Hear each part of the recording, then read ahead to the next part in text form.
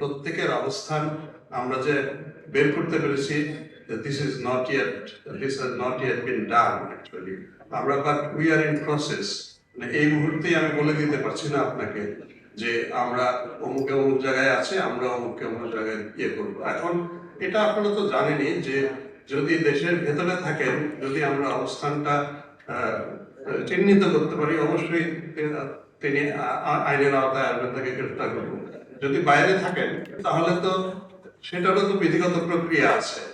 কিন্তু স্পেসিফিক যে উনি কোথায় আছেন, ওনাকে কবে করবেন, কিভাবে করবেন, স্পেসিফিক্যালি পার্সোনাল আমি এই মুহূর্তে বলতে পারছি না।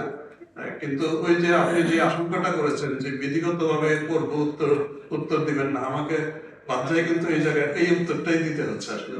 But we are on the job. আমরা কিন্তু আমাদের প্রযুক্তিগত সক্ষমতা যতটুকু আছে সেটা কাজে লাগিয়ে উই আর আফটার দ্যাট। এই ব্যাপারে আপনারা নিশ্চিত দিতে পারেন। মানে প্রমাণিত হয়েছে যে এটা আমি বলবো তখনই যখন I will close the case. আসলে হ্যাঁ, এখনো তো চলছে। তবে সাধারণভাবে আপনাদের যে ধারণা, আমারও কিন্তু তাই ধারণা, কেউই তাই এড়াতে পারবেন না। মানে লর্ড, আপনারাই তো দেখেছেন, তারা কেউ কেউ তো সশরীরে থেকে পুলিশকে কমান্ড করেছেন।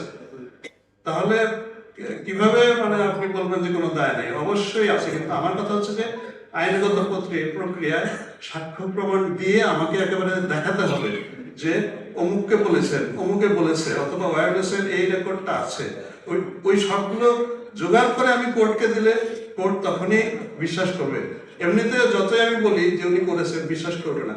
ওই প্রক্রিয়াটাই কিন্তু উই আর দ্যাট জব। আমরা খুবই এসব ব্যাপারে আমরা, যেহেতু এটা একটা স্পর্শকাতর এবং এতগুলো মানুষ মারা গেছে, ১,৫০০ লোক এই কয়েকদিনে, বাংলাদেশের ইতিহাসে কেন, অন্য কোথাও এই সাবকন্টিনেন্টের ইতিহাসেও তো এরকম নাই। যে আমরা এগুলো আন্তরিকতার মাধ্যমেই চেষ্টা করছি। এখন আপনাদের সাহায্য এবং সহযোগিতা চাই। আপনারা জানেন যে এরকম একটা চেঞ্জ ওভারের পরে আমাদের সক্ষমতার মধ্যেও কিছুটা ব্যতিক্রম ঘটেছে। মানে সব সঠিক লোকটা সঠিক জায়গায় দিয়ে আমরা এখনো সারতে পারিনি। আমরা আমাদের ভিতরে পুনর্গঠনের এবং পুনঃসজ্জিতকরণের কাজটা কিন্তু এখনো চলছে। শুরুতে কিন্তু আমরা বেশ কিছু ট্রান্সফার, পোস্টিং, বদলি করতে হয়েছে বিভিন্ন কারণে। আমরা ওই জায়গাটায় সচেষ্ট আছি যে অন্তত একটা তদন্ত করতে পারেন যথাযথভাবে, সেই সক্ষম লোকগুলোকে আলাদা করে বের করে তাদেরকে এই কাজে পুনরায় দায়িত্ব প্রদান করা। আমরা কিন্তু এই মামলাগুলো সারা দেশে আমরা ওই বিভাগ অনুযায়ী, আমরা বলি পুলিশ রেঞ্জ, বিভাগ অনুযায়ী আমরা আলাদা মেন্টরিং অ্যান্ড মনিটরিং কমিটি করেছি গতকাল। আজকেই আমি অর্ডারটা দিব। ঊর্ধ্বতন এবং অভিজ্ঞ প্রাজ্ঞ কিছু তদন্তকারী এবং তার সাথে যারা আমাদের এই ডিপার্টমেন্ট থেকে অবসর নিয়ে চলে গেছেন, এর যাদের বিপুল অভিজ্ঞতা আছে, তাদেরকেও সাথে নিয়ে আমরা ৮টা জায়গায় ৮টা আলাদা মেন্টরিং টিম করেছি।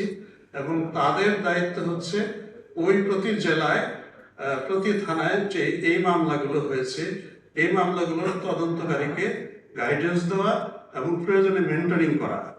কারণ অনেকের দক্ষতাটা আসলে ওই আশানুরূপ নয়।